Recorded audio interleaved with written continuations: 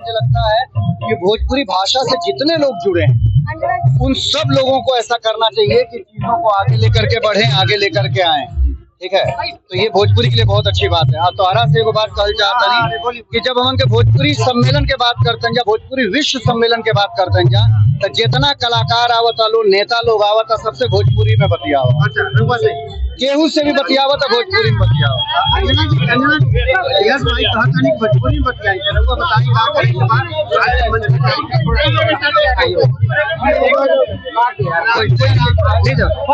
ऐसे